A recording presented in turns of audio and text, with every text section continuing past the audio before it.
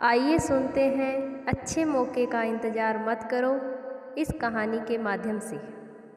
एक बार एक गांव में एक साधु रहता था जो भगवान पर बहुत विश्वास रखता था।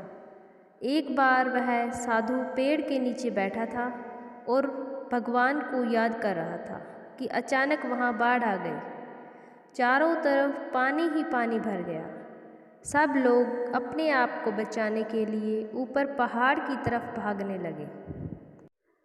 उनमें से एक आदमी ने देखा कि इस हालत में भी साधु जी भगवान की तपस्या कर रहे हैं।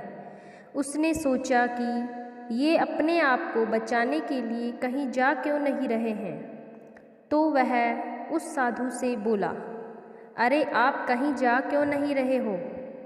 आप भी मेरे साथ ऊपर पहाड़ की तरफ चलो, नहीं तो डूब जाओगे।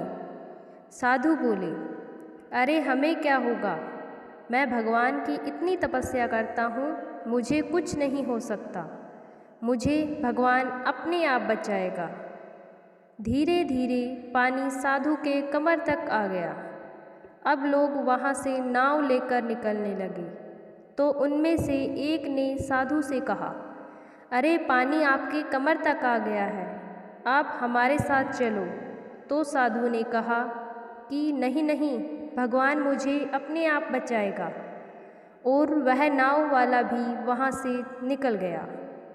कुछ देर बाद पानी इतना बढ़ गया कि साधु के सर तक पहुँच गया और अब लोगों को बचाने के लिए हेलीकॉप्टर निकलने लगे।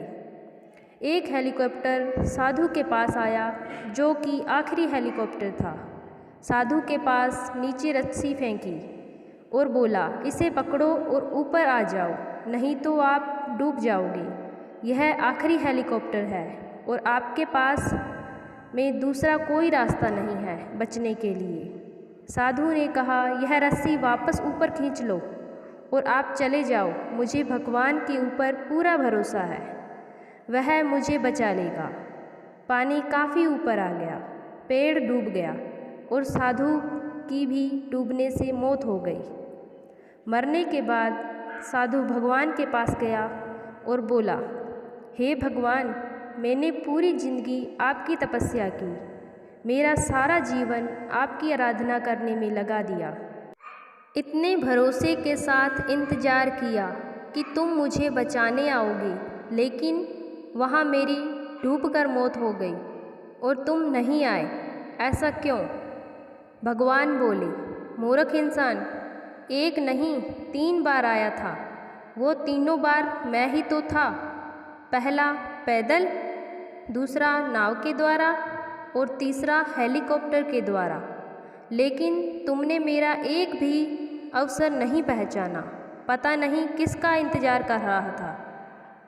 इस तरह से ज़िंदगी में हमें ऊपर वाला बहुत से मौके देता रहता है, लेकिन हम सब उस मौके को ठुकराकर पता नहीं किस चीज़ का इंतज़ार कर रहे होते हैं कि वो होगा तभी मैं करूँगा, और इस बात पर अड़े रहने से एक वक्त के बाद वो मौका हाथ से निकल जाता है और हम कुछ नहीं कर पाते हैं।